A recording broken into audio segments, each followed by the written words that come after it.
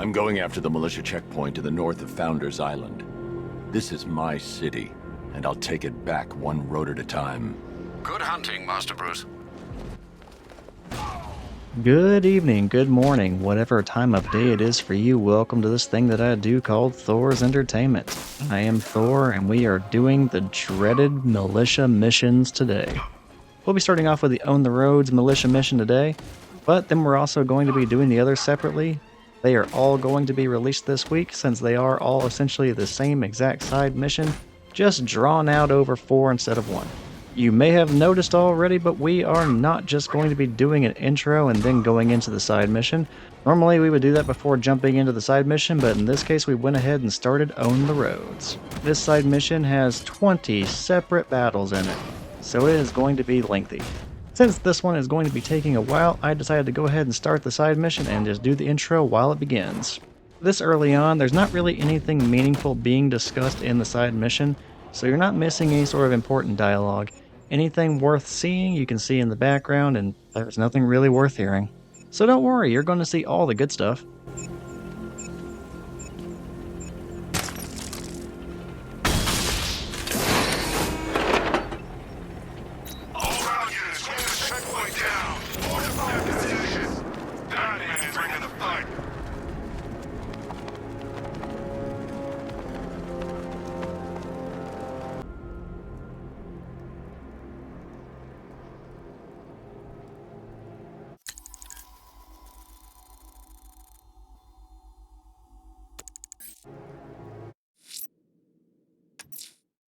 There's a militia roadblock in Riker Heights. They can build their walls and mine the roads. They're not gonna hold you back, sir. Anyway, our objective for Own the Roads is to beat the militia and take down their 20 roadblocks. They have set those up all around the streets of Gotham, and they are going down. One of the things that you are going to notice is that the Arkham Knight is still taunting us and getting upset with us every time we are successful. That is because some of these were done while he was still the antagonist in the main storyline. Others were completed after he was revealed to be Jason Todd and was no longer really in the picture. Now for those, there is a different antagonist that we are going to be going after, but we have to get through 2 or 3 of these missions before that person is revealed. So bear with me, we'll get to them in due time.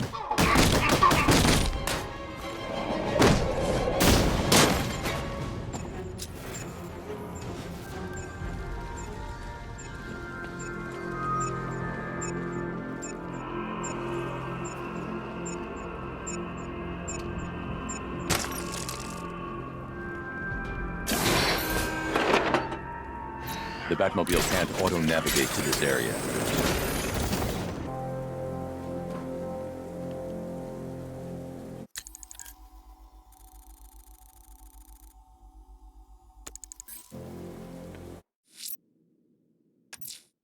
The militia have stationed themselves by Penitence Bridge. They should have run. Bravery won't help them. Back during the main storyline, after the Arkham Knight runs away after we defeat him, Scarecrow does reference that there is a new militia commander in charge. Now, if you start doing some of the militia side missions right after Jason Todd runs away, you are going to find out very quickly who that new militia commander is. In my case, I played through the entire game to the best of my ability until the end of City of Fear without ever doing another militia-related side mission. And because of that, we get to see who the new militia commander is right after we complete 1 or 2 more of these, we'll call them milestones.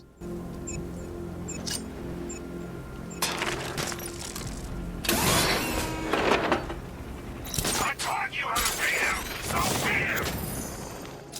Dead bodies, tanks, mass evacuations. I love Gotham at night. The militia have a base in one of the buildings under construction in Riker Heights. They won't stop me.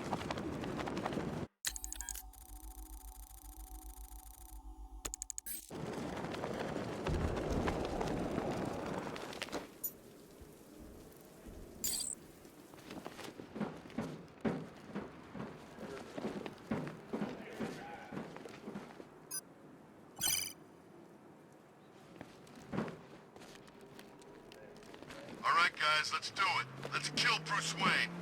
Kill Batman sounded cooler.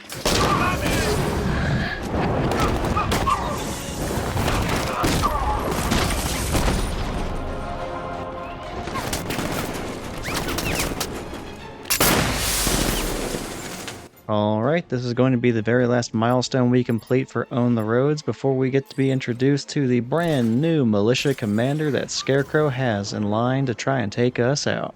I do find it a little bit funny how the militia and the various thugs around Gotham City have different dialogue based on whether or not you're still going through the City of Fear story, or if it's the post-game. Like in this case, the militia know that Batman is Bruce Wayne. They reference that they're now going after Bruce Wayne. And they make that joke that it sounded a lot cooler when they were saying that they were going to be trying to kill Batman. I don't know, it's just a very little detail, but I like how the game adjusts. It has different dialogue for the same exact people depending on where you are in the story.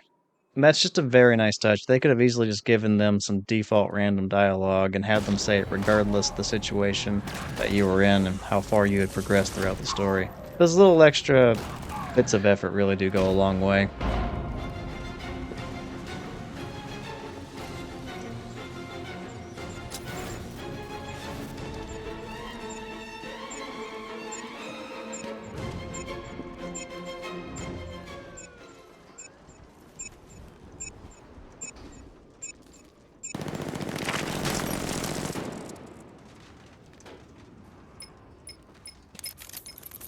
Sir, it appears your attack has alerted the militia's new commander, following the Arkham Knight's disappearance. He's a rather belligerent sort, broadcasting a demand to speak with you via open channel. Then give him what he wants. Very good, sir. It's good to see you again, Batman. It's been a while. Slade. Codename's Deathstroke, and I'm on the job now. As I recall, you once said that I didn't worry you, but our mutual friend, the Arkham Knight, he says different. He sought me out, said I was the toughest bastard you ever went toe-to-toe with. The night's gone, Slade. You're a merc without a job. Not exactly. I took payment in advance on this one, and that makes me professionally obliged to finish this.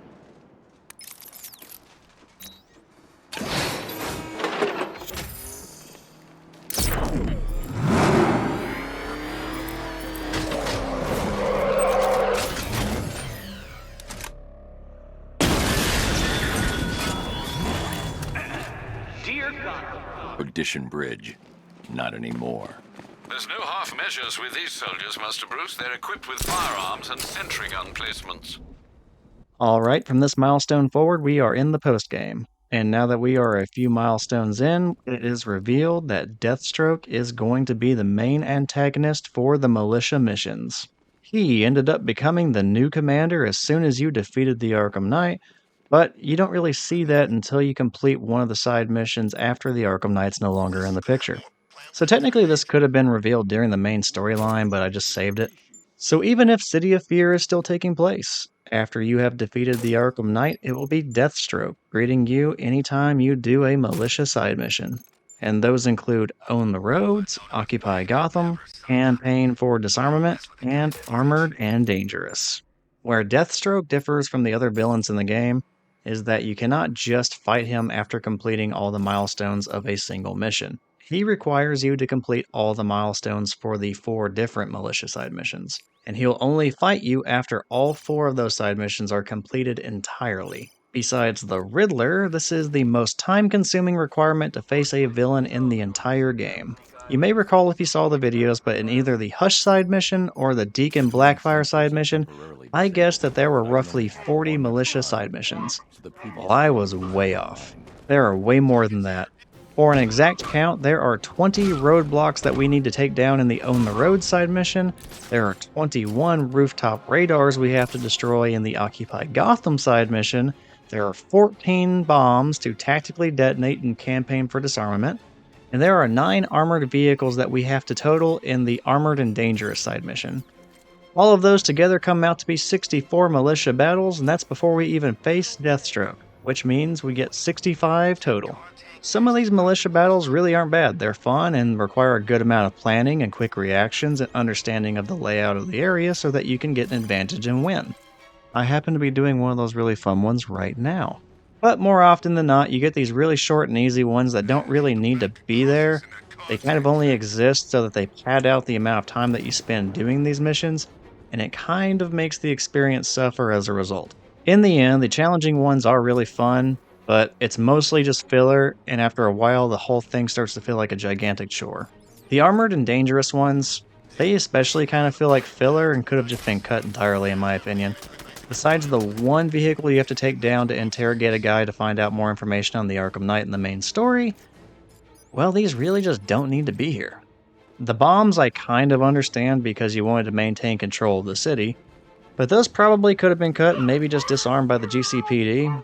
I don't know. I am personally just looking for ways to get rid of a lot of these because I personally think that if you were to cut half of them out of the game, no one would really be complaining about it. And then you are allowed the opportunity to allocate more resources and time to other parts of the game. The ones that stand out in my mind are the really short ones like Friend in Need and Lamb to Slaughter. Those were so short that I could not do much other than complain about them in the last video. And when you see how dragged out this is, it just disappoints you because you know that there could have been way better use of time and way better use of resources. I'm actually starting to think you've got the guts to face me. We got the specs on the Bat's transport. He's toast. That intel's old. He's doing things in that car we weren't briefed on. There's a lot of things we weren't briefed on. Deal with it. Look, if he's smart, he'll stay away. If not, we'll fry his ass.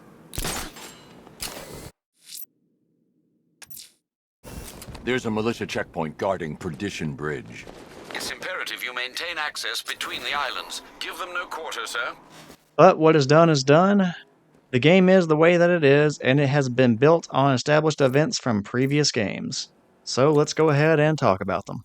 So, we have already mentioned that Deathstroke does not reveal himself in the militia chain of command until after the Arkham Knight is defeated.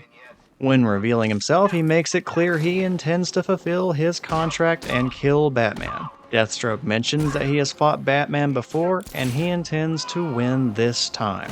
So let's talk about that previous encounter. To do that, we have to go all the way back to the first canonical entry in the Arkham game series, Batman Arkham Origins. In that game, Black Mask put out a gigantic bounty to anyone who kills Batman. Besides just a bounty that was open to everyone, he does specifically invite a few top-tier assassins and major villains to try cashing in. One of the most high-profile ones that he brought into the game was the world's greatest assassin, Deathstroke. Now in the events of that game, Batman eventually has to face off against Electrocutioner. Electrocutioner was one of the men lured to Gotham to kill Batman for the bounty. Now, Batman defeats him very easily because he just talks crap rather than fight, and then you take him out in one hit if I recall correctly. Now that is intended to lull Batman and the player into a false sense of security. That was easy, we won, no problem. What is intended to be a surprise is that lurking in the shadows is the real threat. The real fight just waiting to happen. One more assassin.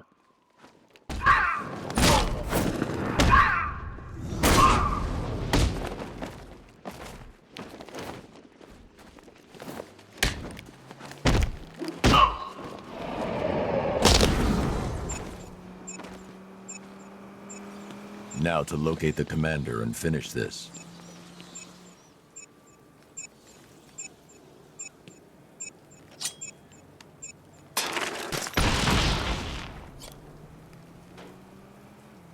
I see it, Batman. These men are wearing you down, breaking you, and I'm waiting.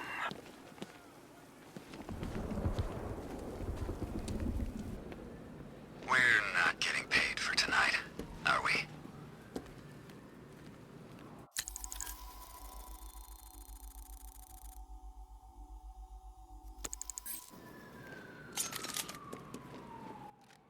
Now Batman goes to confront Penguin, and with his back turned and while he's not paying attention, Deathstroke uses a snare trap to get Batman suspended in the air.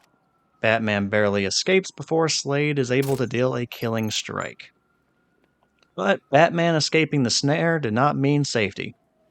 It just meant he could fight back. Now that the real threat is revealed, this leads to a lengthy and fantastic battle between Batman and Deathstroke. It all takes place aboard the Penguin ship, and I mentioned that in a previous video, Firefly was one of the very best boss battles in Arkham Origins.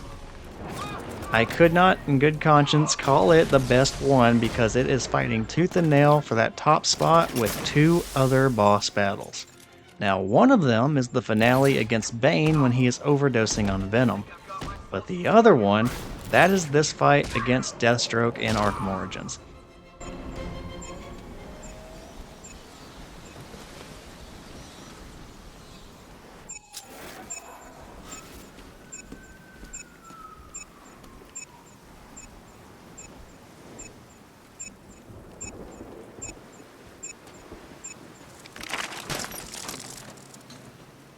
When I tell you idiots to hold a position, I mean hold it!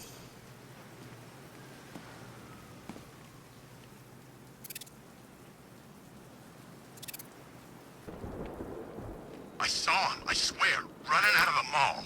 But he wasn't the Knight anymore, you know? He was a wreck.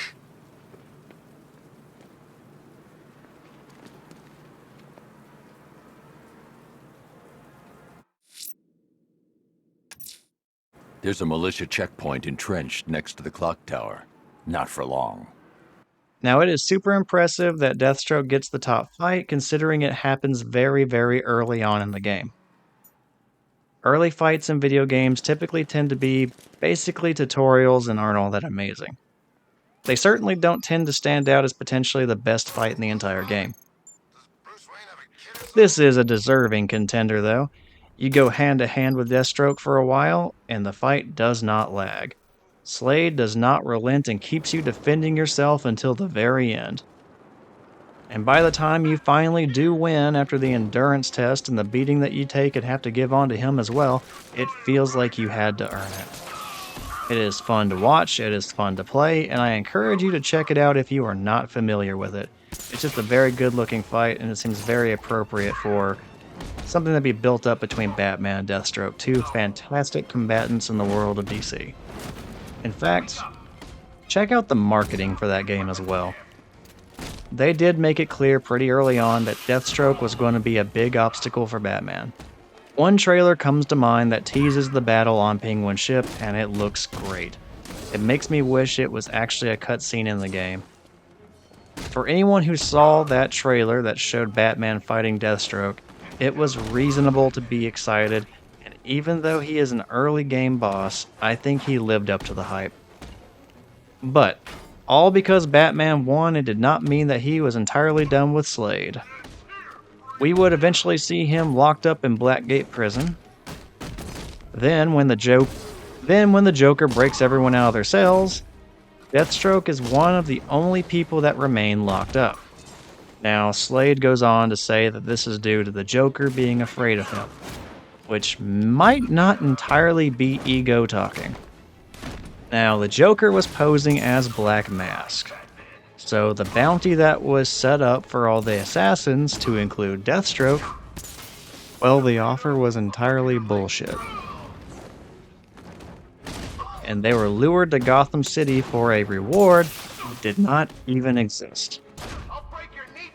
Now, it is very safe to assume that getting one of the most dangerous people in the world locked away in prison after offering him a boatload of money that was never going to get paid to him to begin with, well, that seems like it might be a very bad business and life decision. So, it was safe to assume that if Joker freed Deathstroke, there would be no gratitude, and Slade would probably be killing the clown.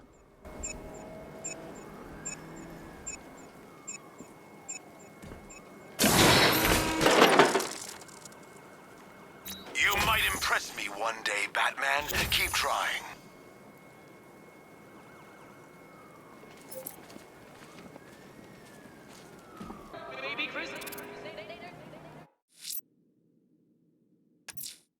The militia have a checkpoint embedded in Chinatown. Time to remove them. Now, Deathstroke is not mentioned in any of the other games. There is no reference to him being in Arkham Asylum, And he definitely was not in Arkham City, so that means he would not have had a chance to escape during the events of Arkham Asylum. And after everything went to crap in Arkham City, he wouldn't have been one of the prisoners that was released due to, well, let's just call it prisoner mistreatment. So, how was Deathstroke freed and able to become an antagonist in this game? Well, at the end of Arkham Origins, there is an endgame cutscene that kind of explains that. Slade is still locked up in Blackgate Prison after the events of Arkham Origins, and he is just patiently waiting for something to happen. Then, that exact thing happens. Amanda Waller comes to seek a deal with Slade. Now, Amanda Waller is the leader of the Suicide Squad, and it is hinted at very heavily that she recruits Deathstroke with the understanding that he will be freed upon success. Now, while we don't know what missions he may have gone on, his time with the Suicide Squad must have been quite successful. And apparently he was freed in time to be recruited by the Arkham Knight to challenge Batman one more time. Unlike in Arkham Origins, there were no advertisements regarding the Arkham Knight video game that hinted that Deathstroke would be returning. Despite me getting this game when it first came out, I actually did not beat it right away. The game kind of got put on hold for me for a very long time. Still, over all the time that I was not playing it and that clearly the rest of the world had beaten it, somehow it was never spoiled for me. He was in the game. I say all of this because, despite taking up the second most game time out of any side mission boss in Arkham Knight, he really was not built up at all. You should be grateful I didn't train these men, Batman. Then you'd be fighting real soldiers.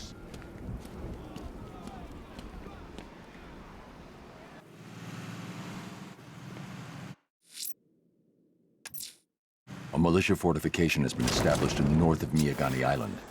Now, I like Deathstroke. He is one of my all-time favorite DC characters.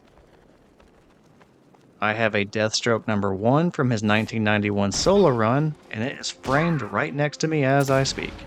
I have a few volumes of his stuff from New 52. I also have a lot of individual issues from that same time frame as well. So, I am thrilled that he gets to be an adversary one more time. But him being built up so little felt like a very bad sign. Now, those bad feelings I was getting, were they warranted? Well, we shall see.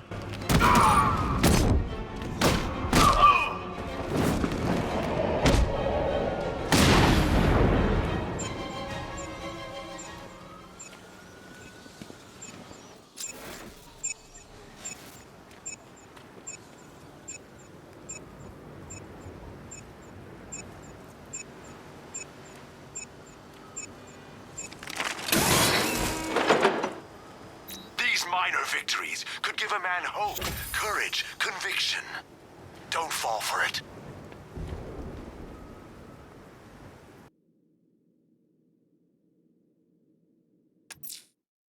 Alfred, I'm going to hit the militia's checkpoint positioned next to Mercy Bridge. Very good, sir. Seize any chance to free up the roads. So I ranted a little bit about his appearances in the Arkham video game series, but perhaps you are not aware of Deathstroke. Maybe you just don't know much about him. Well, allow me to help out with that. Slade Wilson is Deathstroke, and he is considered the world's greatest assassin. At least in the world of DC. Most of the time, he is kind of portrayed as just a normal guy who is really good with guns and happens to have a sword. He does technically have powers, although they're very rarely mentioned in most things. Now, in the comics, they get this right pretty much every single time, but television shows and movies tend to just skip over the powers entirely. I don't know why. It doesn't seem like it'd be very hard to adapt. But it happens a lot. So Deathstroke has a healing factor, kind of like a Wolverine or a Deadpool character. Whenever he gets hurt, he heals almost instantaneously. This tends to make him very hard to kill in any sort of a hand-to-hand combat situation.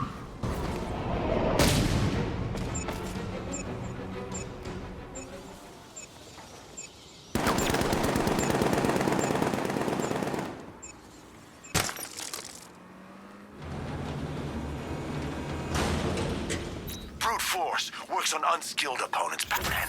But are you ready to take on a warrior? No. Damn. Learn to drive, asshole. I'm going to take out the militia stronghold at the Grand Avenue intersection. That's a vital route for your operation, sir. Winning it back would be of considerable strategic importance. Now, he didn't necessarily start off as a superhuman. Before that, he was in the military and got himself involved in a super soldier experiment. That's where he got the healing powers. It's also where he got a variation of super strength, the super speed, super reflexes. Nothing like the Flash or Superman, but he was an enhanced human. On top of that all, he got higher brain functions as well. Now this varies a little bit depending on what writer you're working with, but a lot of people tend to put him at around using 90% of his brain. Besides just abilities, Deathstroke also uses a very wide variety of firearms. He has a sword that he tends to favor quite a bit as well. He has a staff that can shoot lasers. Basically, if you can shoot it, stab with it, or beat the crap out of someone with it, Deathstroke probably has mastered how to use it.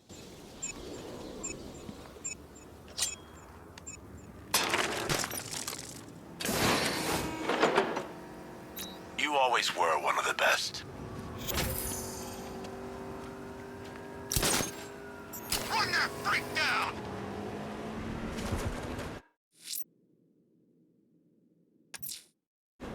The militia have taken up a position underneath the botanical gardens. Bad mistake. I think they might disagree with you, sir. Scans are showing them to be armed and protected with multiple sentry gun placements.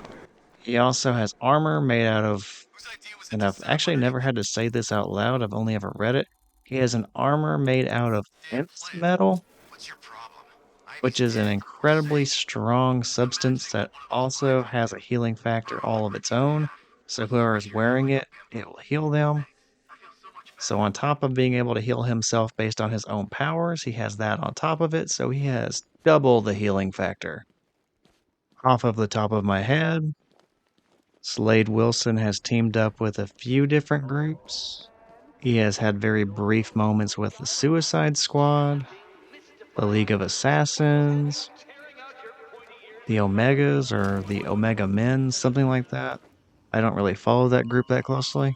He regularly has dealings with people like Lex Luthor, but some of his more interesting stories tend to involve him and his really screwed up mentoring or teaming up with his kids.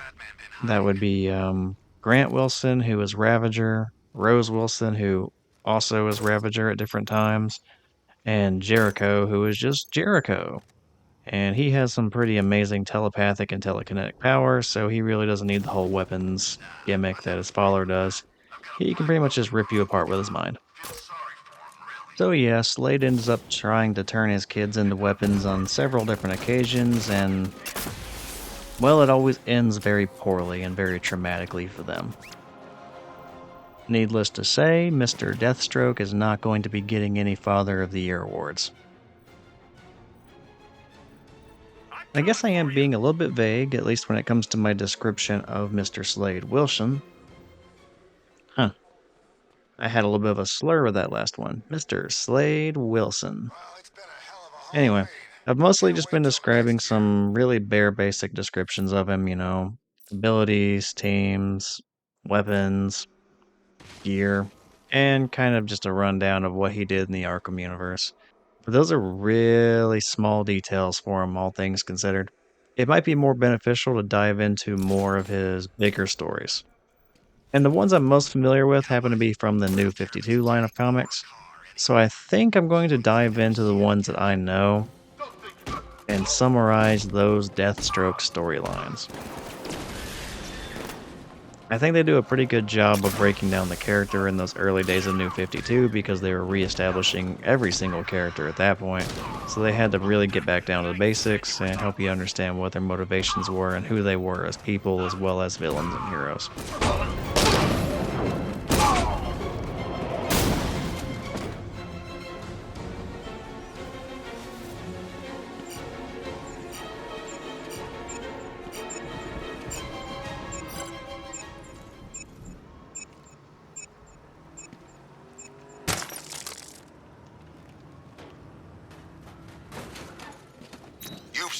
lot to prove, Batman. I only fight the best.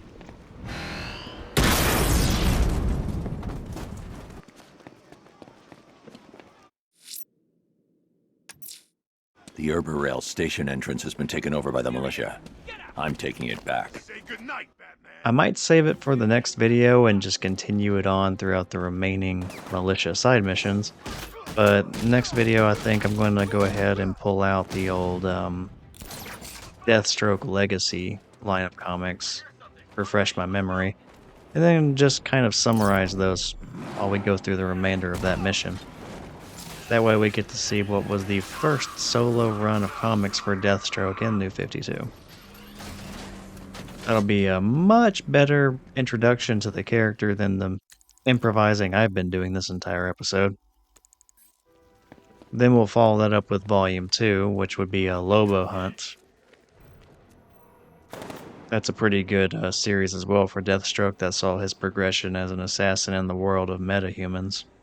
And I think it's will really set him up for a lot bigger team-ups and targets going forward in New 52.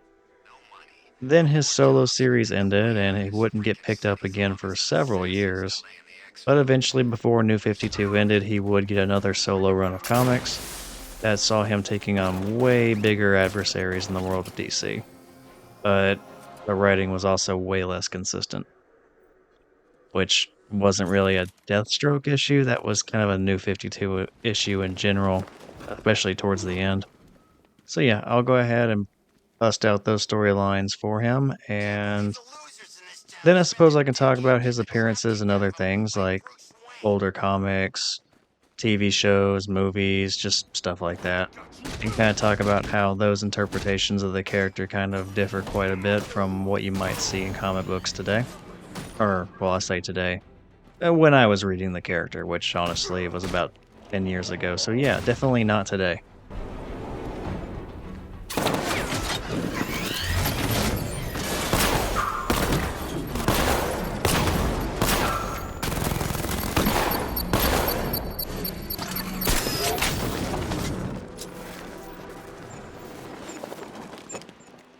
Gonna feel even more satisfying.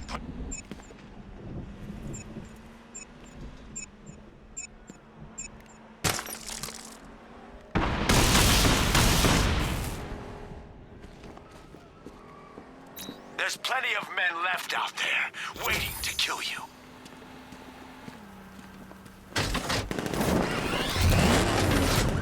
Solve my riddles.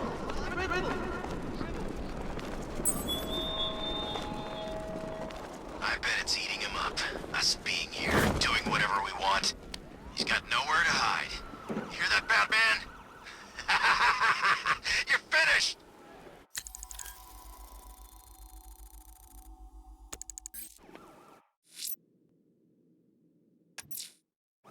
The militia have fortified a position in Kingston. It won't stand against me. Be warned, Master Bruce. Scans are revealing a drone presence within the compound. I am sure you've already seen me do this a few times, but to make the On the Road missions a lot easier, go ahead and just upgrade that disruptor as much as possible. That way you can pretty much disable anything and everything. Big thing are those drones with the big turrets mounted on them. You want to go ahead and be able to disable those as soon as possible because they will tear through you very quickly if you screw up even slightly. Whenever you disable them and they're glowing red like that, anytime they try to shoot you, they are going to explode. This also takes out a lot of the militia people if they're anywhere close to the weapon. Now I have tried doing these with the disruptor and without the disruptor. I have been successful doing both, but I will say it is a hell of a lot easier if you just use the gadget. I guess Arkham...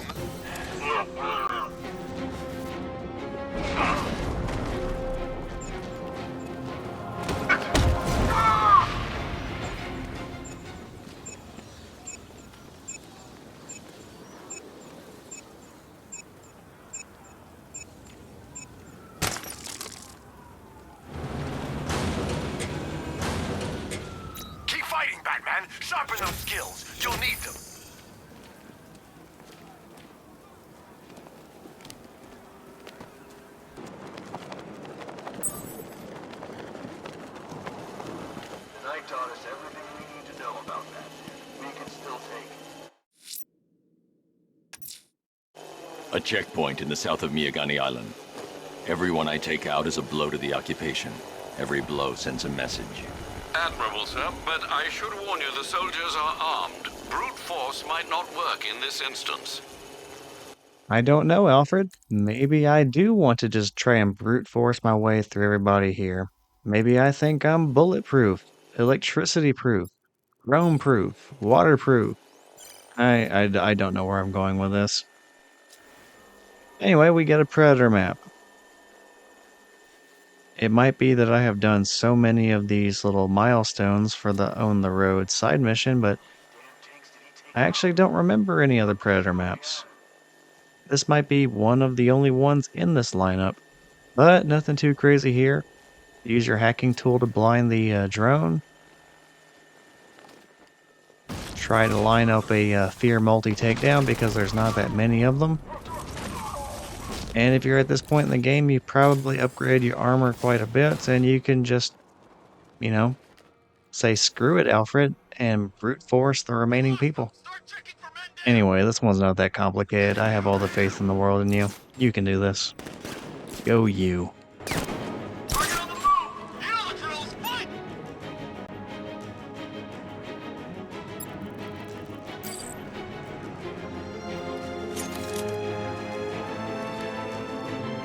Let's see if he's okay.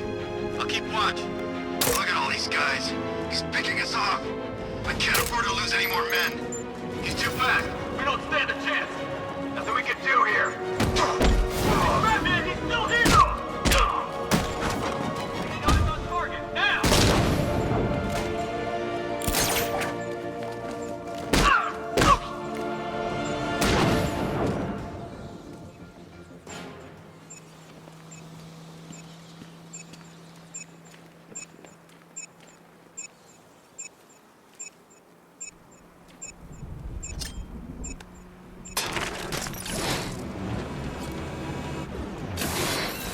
3 checkpoints remaining. I'll take them all.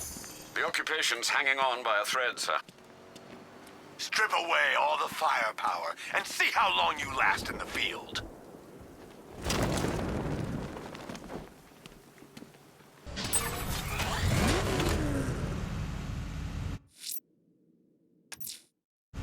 The militia have established a checkpoint in Bristol. Their time's over. Attempting to curtail your vehicular perambulation, sir. Not for much longer. Alright, we are nearly done with the Own the Road side mission, and I was doing really good there for a while. I was talking about Deathstroke. It was a pretty good time, just kind of improvising and, you know, coming up with topics about him on the fly. You know, it was a good time. And I wasn't minding all these side missions, at least, excuse me, the milestones of this side mission. But man, now it's starting to drag. And it goes back to my original statement. These just have way too many battles in them. After all that I've already done, I'm just losing interest. 20 was way too many for this. All that effort was definitely better put somewhere else other than just these roadblocks. But we're almost done. We're getting there. Let's just keep giving people some very severe injuries that they're going to have to live with the rest of their life because we're the good guy.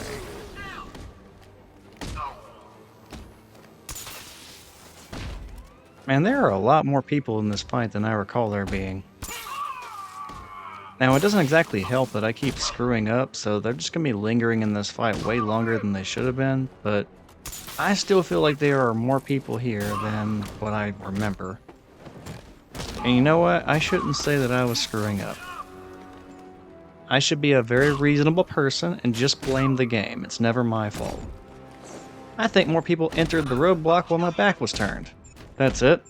Yeah, they're just stacking the odds against me. I'm not playing bad, they're just cheating. Like, seriously, who the hell is boom tubing all these people in here? Jerk. No, I'm definitely playing like crap in here. Not to worry, though. There's only 1, 2 more of these left, so... it's whatever. I can screw up as much as I like. We're still gonna get through this thing.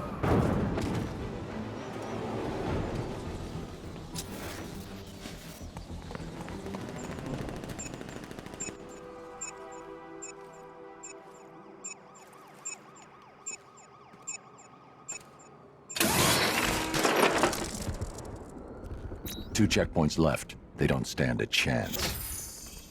You better have something in reserve, Batman. I want this fight to last. Not getting inside here. Well, if he does, he's a dead man. A checkpoint in Drescher trying to cut off one of the roads. No chance.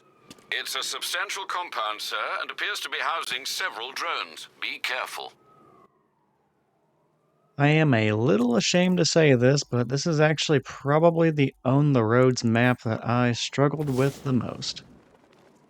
Now you see down here there are a bunch of heavy automated guns that are ready for us to fall down there so they can shoot the ever-living crap out of us. There's also like one, maybe two guys down there that we can take down. So, what I kept trying to do in the days when I was screwing this up was I kept trying to go down there and stealthily go around the guns and stay out of their view, and trying to take out the men, one at a time. But there was just no clear angle that I could take in order to get both of them without one of the guns at least seeing me and then killing me. Well, the solution is very simple. We just get the Batmobile, we bring it in over here, and we just shoot everything. So I struggled with what could potentially be one of the easiest of the On the Roads maps, as long as you know what to do. And just like that, we complete it without getting hit. It is that simple.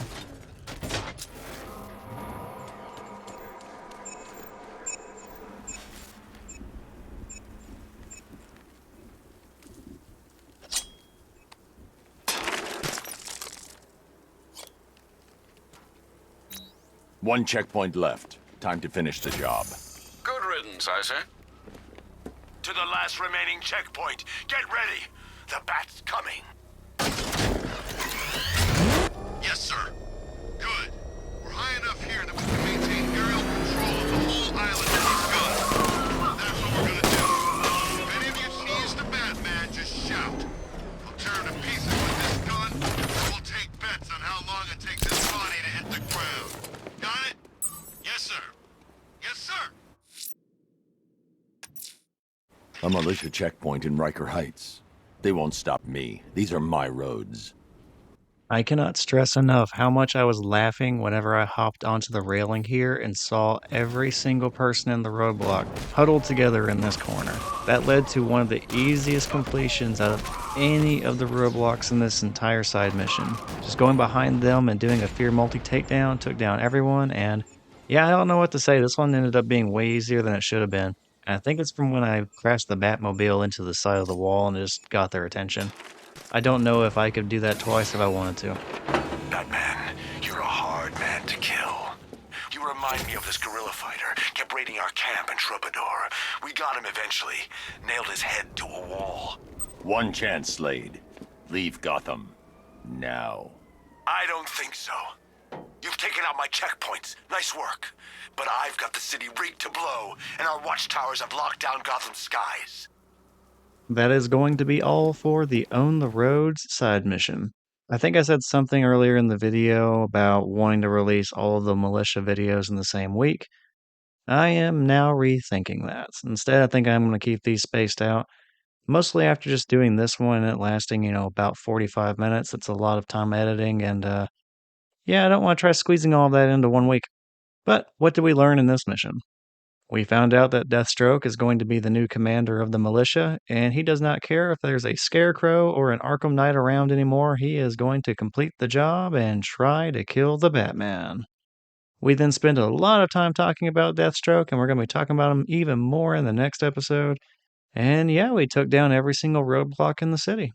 That's basically it. I'm not going to drag this out because it is already a pretty long video. Thank you for watching. I hope you enjoyed it, and I will see you in the next video.